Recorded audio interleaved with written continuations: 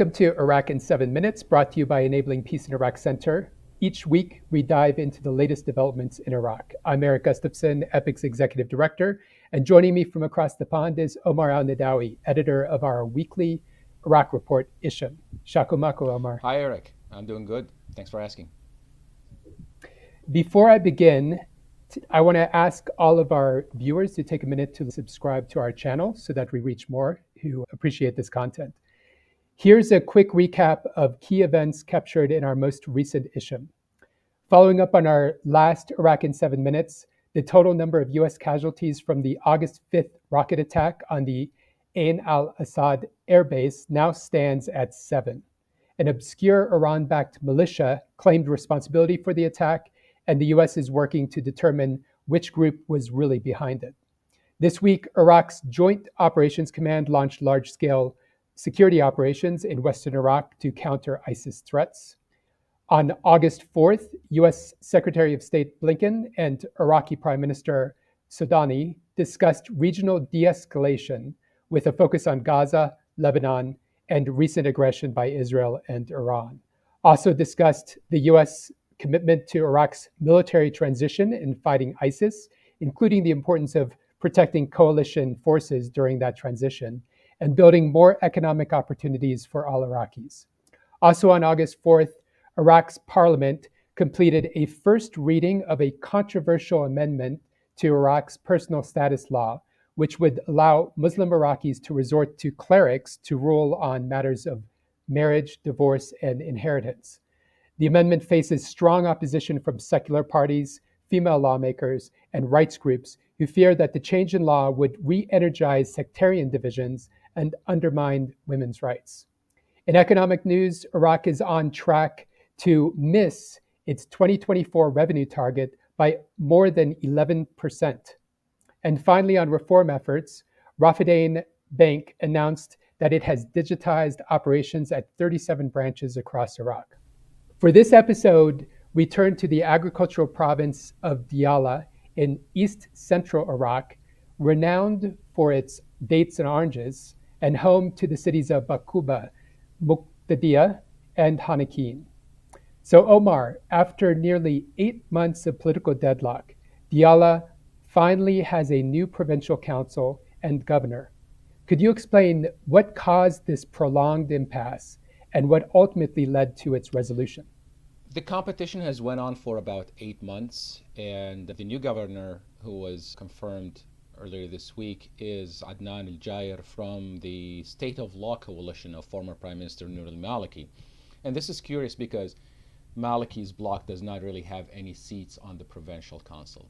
But the internal machinations of the coordination framework led to an outcome whereby Diyala, the position of governor in Diyala, was awarded to the bloc as compensation because other blocs from within the coordination framework took other important positions in government. So this was a conciliation prize, so to speak, for the Maliki bloc. However, the incumbent governor, now former governor, who had been in office for 10 years, was not really happy with this. His allies, who include powerful factions within the coordination framework, were also not happy with that, and also his tribe.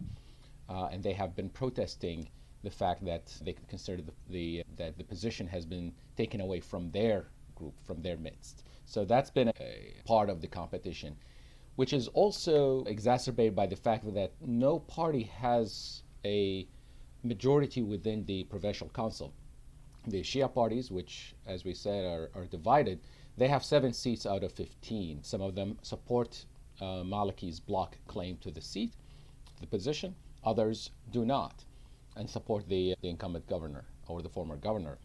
At the same time, Sunni political parties also have 7 seats out of 15, and they in turn have their own divisions. They have been competing for the Speaker of Parliament position in Baghdad, and they appear to have been willing to offer their support for whoever wants to the governor position in Diyala in exchange for supporting their respective candidate for the Speaker of Parliament position in Baghdad. We still don't know exactly how the vote earlier this week went down and who really supported whom in this really complex and fragmented situation. But as we get more details, I think this will shed important light on what to expect next in the competition for the Speaker of Parliament position, which has been vacant since November when the Supreme Federal Court of Iraq ousted the former Speaker, Mohammed al-Halbousi.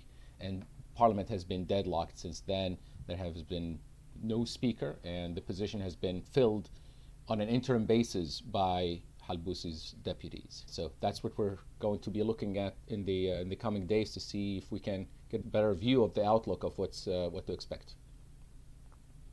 It sounds like we continue to have a situation of a country of courts and parties determining things rather than actual elections.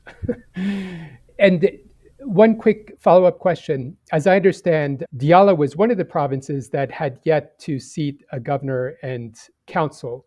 But I believe there's one other province as well, right? Kirkuk hasn't yet seated a governor. That's correct. Kirkuk is the one province that has not appointed or selected a governor yet, and the divisions there are perhaps even deeper than they have been in Diyala because the position and the province is highly disputed among different groups between the province's Kurdish parties, the Turkmen parties, the Arab parties, and also among the different groups within those communities. So the divisions run on multiple levels, and there's a lot at stake, as is the case with Diyala. But eventually, there has been a lot of effort to resolve that impasse, and we could see something coming up in the coming days.